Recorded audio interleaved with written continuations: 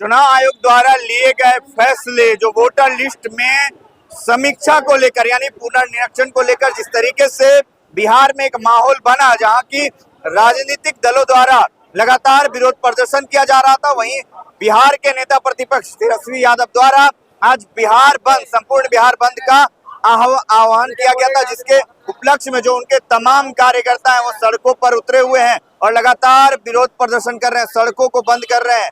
आइए नेता का क्या कुछ कहना है। जो लोग हैं वो आज धरना पे बैठे हुए, सड़क को जाम किया है।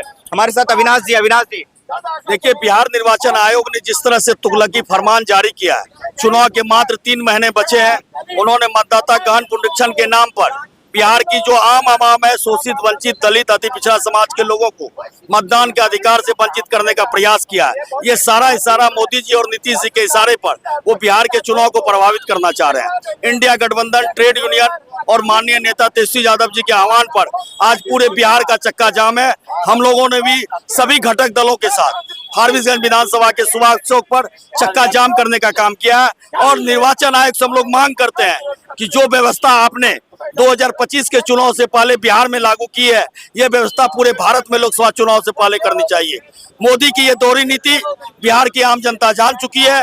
जो उनका प्रयास है, जो उनका षड्यंत्र है बिहार की आम जनता को मत से भटकाव करने का, मत से वंचित करने का, इसको बिहार नहीं सहेगी। इस अत्याचार के मैं एक वक्त रोकना चाहूंगा। 2003 में भी समीक्षा हुई थी वोटर लिस्ट की, तो उस समय आपकी सरकार ने, आपके लोगों ने विरोध क्यों नहीं किया था, और जब फिर से पुनः ये हो रही है तो आप विरोध क्यों?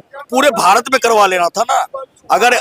अगर बिहार के मतदाता अवैध हैं, अगर बिहार के मतदाताओं के पास उस 11 तरह के कागजात उपलब्ध नहीं है, तो ये कागजात पूरे भारत के मतदाताओं के पास भी नहीं होंगे। अगर बिहार के मतदाता अवैध है तो पूरे भारत के मतदाता अवैध है। इस प्रकार से लोकसभा का चुनाव भी अवैध हुआ।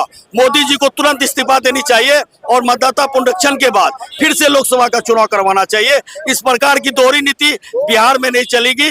बिहार भारतीय गणतंत्र की जननी है। यहाँ के लोग उड़ती हुई चिड़िया को हल्दी लगाने का काम करती है। यहाँ के गणतंत्र को खंडित करने का, संवैधानिक अधिकार को खंडित करने का अधिकार मोदी को नहीं है।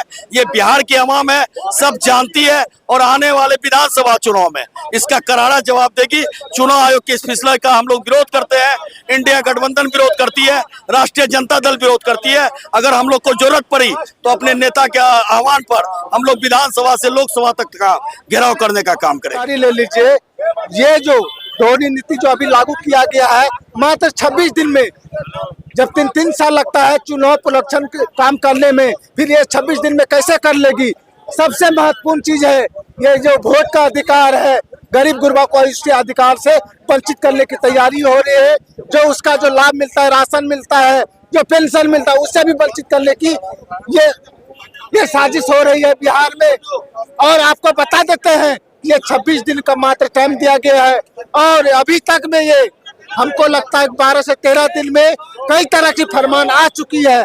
तो इसलिए हम लोग चाहते हैं कि चुनाव आयोग इसको बंद किया जाए, नहीं तो हम लोग सड़क से सदन तक विरोध करें। आप देखेंगे तो चारों तरफ आपको गाड़ियों का हुजूम, गाड़ियों का अंबार लगेगा, क्योंकि आज जो है तेजस्वी यादव के सिपाही, नेता प्रतिपक्ष तेजस्वी यादव के सिपाहियों ने चारों तरफ से चक्का जाम कर दिया है। या घटक दल के जितने भी पार्टी के लोग हैं वो सड़कों पर उतर आए हैं, क्योंकि चाहे वो CPIM हो या और भी अन्य पार्टी के लोग हो, लोगों ने चारों तरफ चक्का जाम कर दिया है।